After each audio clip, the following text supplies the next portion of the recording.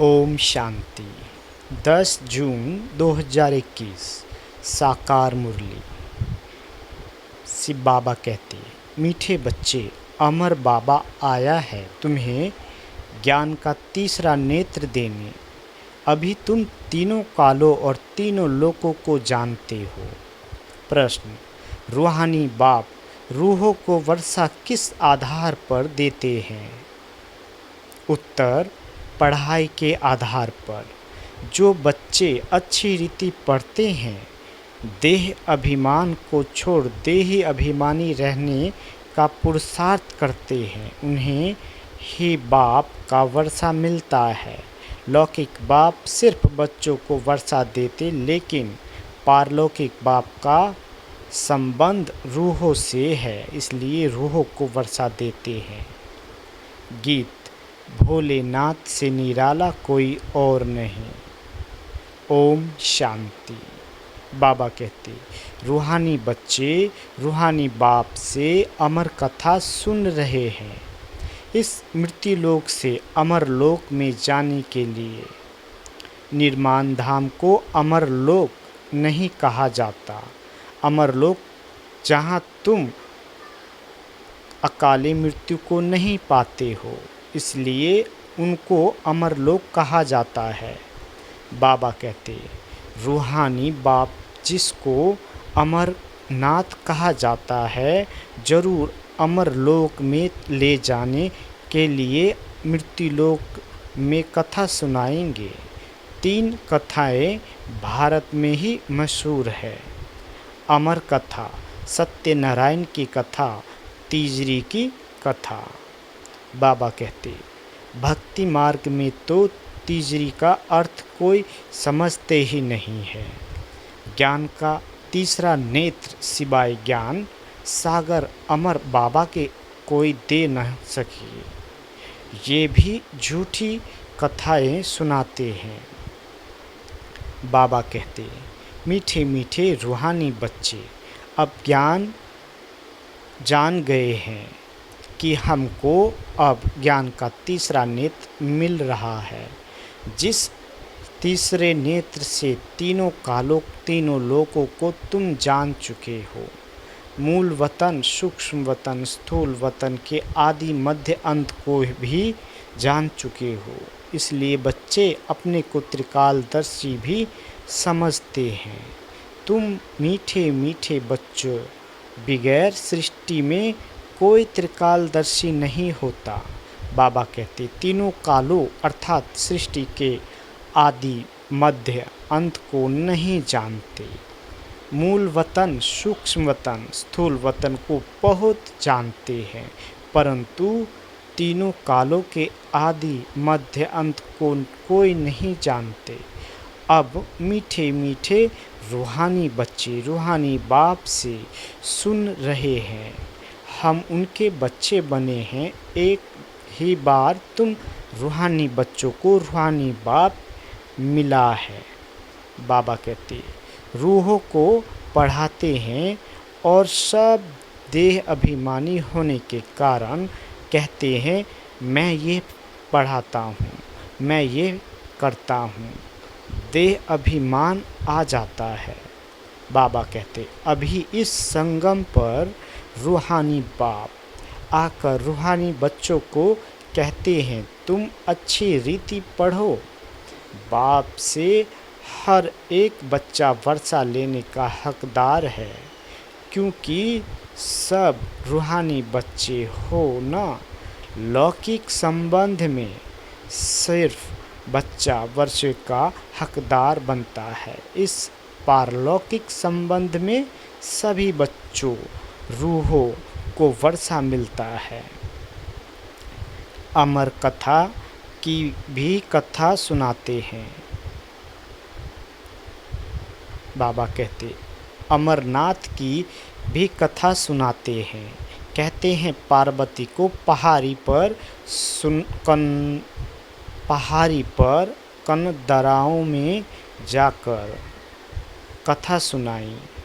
यह तो रॉन्ग है ना।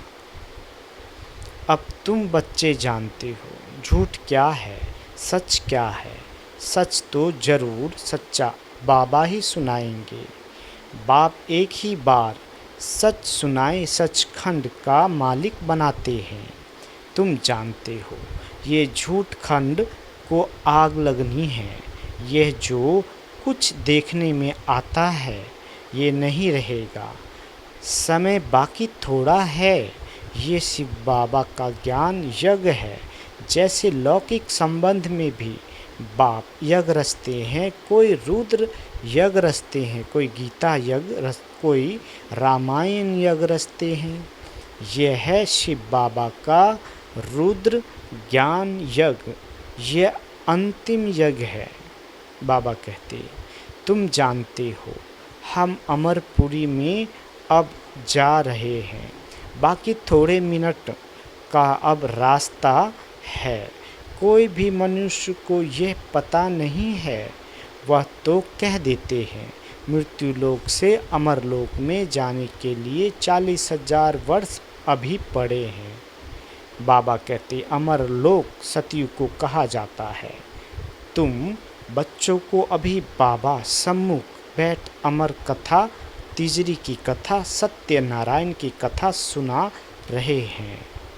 भक्ति मार्ग में क्या क्या होता है वह तो देखा। भक्ति मार्ग का कितना विस्तार है। जैसे झाड़ का बड़ा विस्तार होता है वैसे ही भक्ति का भी बड़ा कर्मकांड का झाड़ है।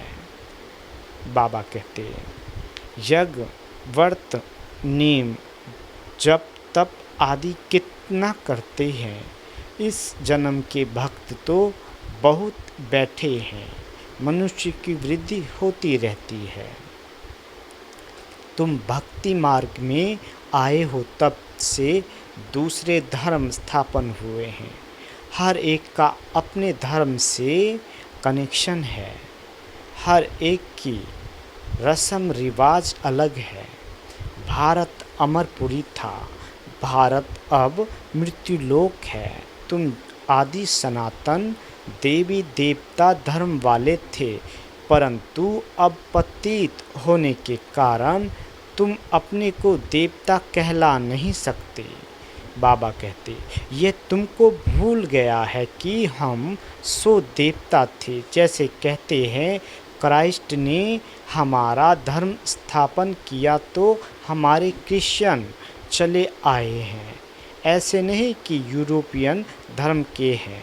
वैसे तुम हिंदुस्तान में रहने वाले अथवा भारत में रहने वाले देवी देवता धर्म के हो। बाबा कहते, परंतु अपने को देवता कहला नहीं सकते। समझते हो हम तो पापी, नीच, कंगाल, विकारी है। भक्ति मार्ग में मनुष्य दुखी होते हैं तो बाप को ही पुकारते हैं। यह सिर्फ तुम ब्राह्मण बच्चे ही जानते हो कि जिस बाप को पुकारते आए हैं वह हमको बेहद का वर्षा देने के लिए अमर कथा सुना रहे हैं। हम अमरपुरी के मालिक बनने वाले हैं। अमरपुरी को स्वर्ग कहा जाता है। तुम कहेंगे हम स्वर्गवासी बनने के लिए पुरुषार्थ कर रहे हैं। कलयुग में मनुष्य मरते हैं तो कहते हैं स्वर्गवासी हुआ। अब उसने कोई स्वर्ग में जाने के लिए पुरुषार्थ थोड़े ही किया। बाबा कहते, तुम तो पुरुषार्थ कर रहे हो अमरपुरी वैकुंठ में जाने के लिए। पुरुषार्थ कराने वाला कौन? अमर बाबा, जिसको अमरनाथ भी कहा जाता है।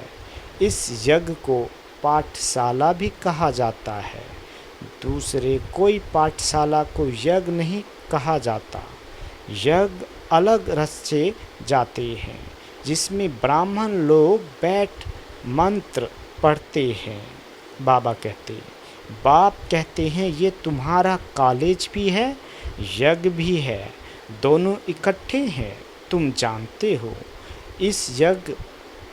इस ज्ञान यज्ञ से विनाश ज्वाला प्रज्वलित हुई है। इसमें सारी दुनिया स्वाहा हो जानी है, फिर नई दुनिया बननी है। इसका नाम ही है महाभारत लड़ाई। इस जैसी लड़ाई और कोई होती नहीं।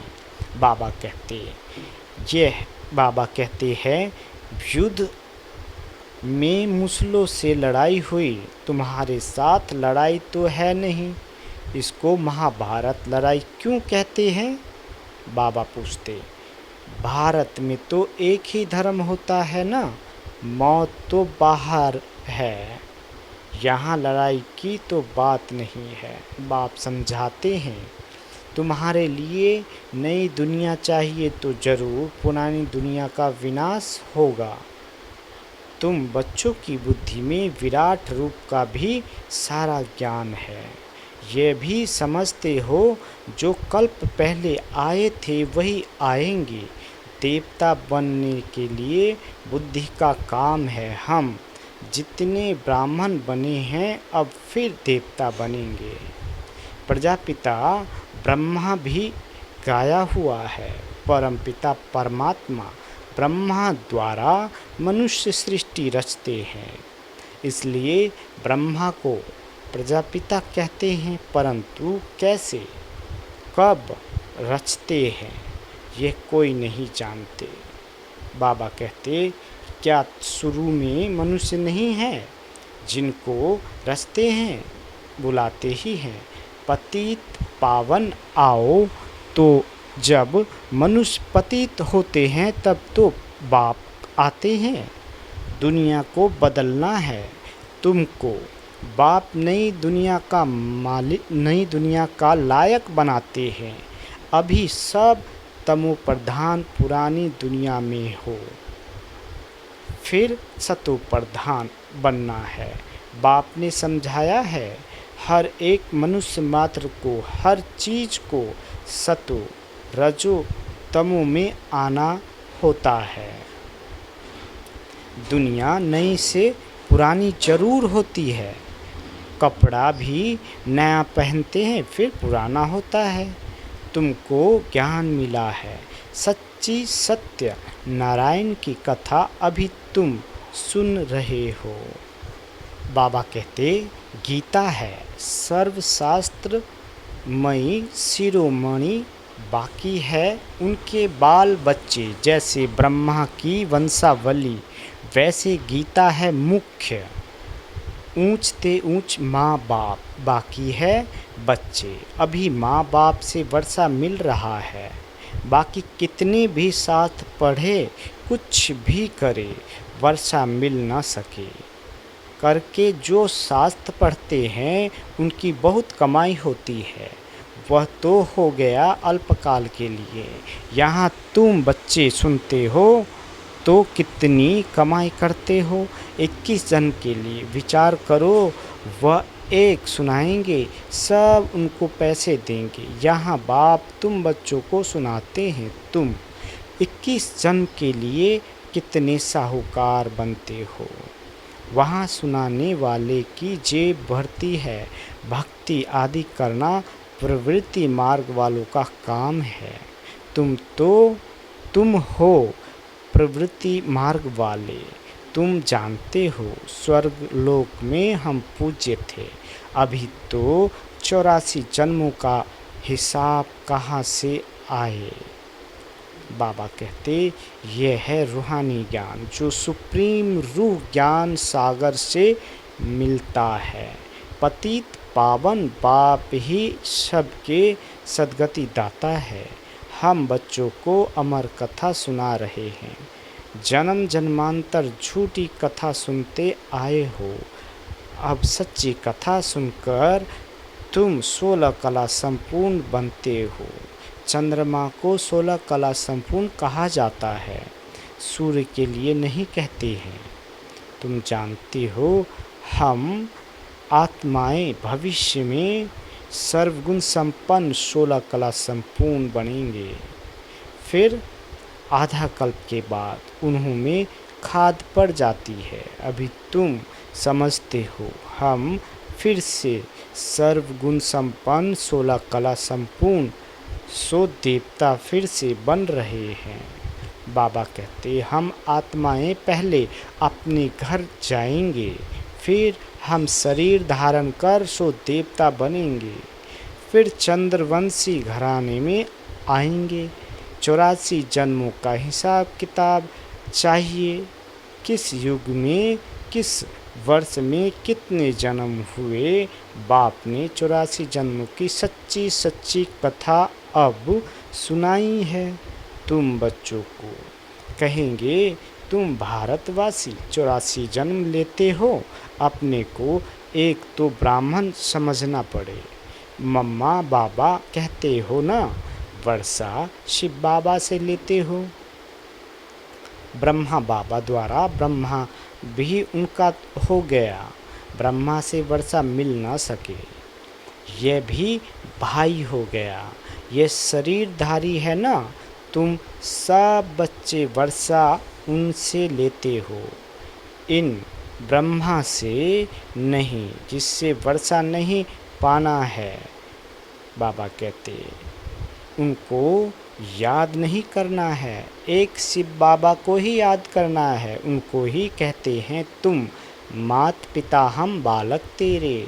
तुम इनके पास आते हो तो बुद्धि में रहता है, हम शिव बाबा के पास जाते हैं, याद शिव बाबा को ही करना है।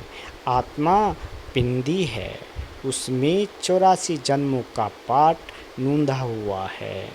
आत्मा भ्रुकुटी के बीच में रहती है, उड़ती भी सेकंड में है। मैं आत्मा एक शरीर छोड़ दूसरा लेता हूँ, भ्रुकुटी के बीच जाए विराजमान होता हूँ। बुद्धि में समझ है, हमारी आत्मा ऐसी है। सतयुग में तो कोई ऐसी चीज़ देखने की आस नहीं रहती, आत्मा को देख सकते हैं दिव्य दृष्टि से। कोई इन आँखों से देखने की बात नहीं है, भक्ति मार्ग में ही साक्षात्कार करते हैं। बाबा कहते जैसे रामकृष्ण का शिष्य विवेकानंद था, उसने बताया है मैं सामने बैठा था तो उनकी आत्मा निकल मेरे में प्रवेश हो गई। ऐसे कोई होता नहीं है, आत्मा कैसे एक शरीर छोड़ दूसरे में प्रवेश करती है। ये सब बातें तुम बच्चों को समझाई जाती है, अभी तुम समझते हो। हम अमर लोक में जाने के लिए पुरुषार्थ कर रहे हैं।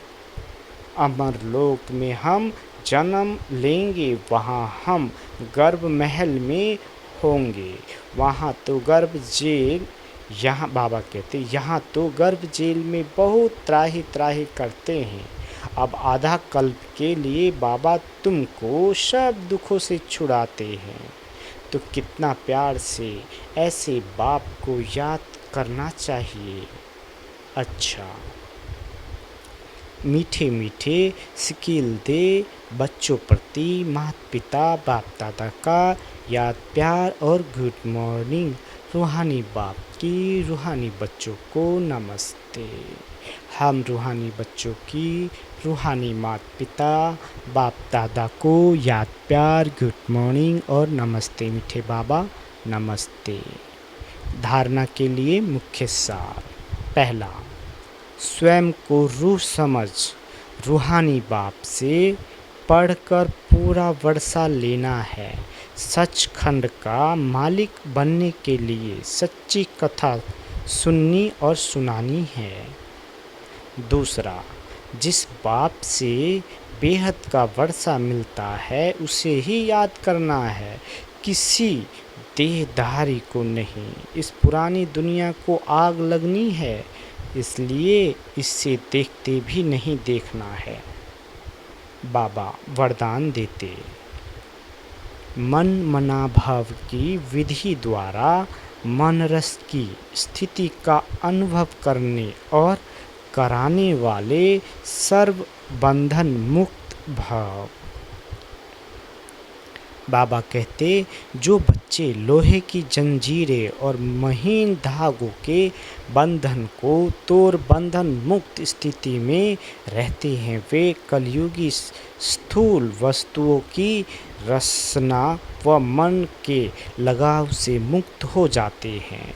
उन्हें देह अभिमान व देह की पुरानी दुनिया की कोई भी वस्तु जरा भी आकर्षित नहीं करती। जब कोई भी इंद्रियों के रस अर्थात विनाशी रस की तरफ आकर्षण न हो तब अलौकिक अति इंद्रिय सुख व मन रस स्थिति का अनुभव होता है। इसके लिए निरंतर मन मना भाव की स्थिति चाहिए। स्लोगन: सच्ची सेवा वह है जिसमें सर्व की दुआओं के साथ खुशी की अनुभूति हो। अच्छा, ओम शांति।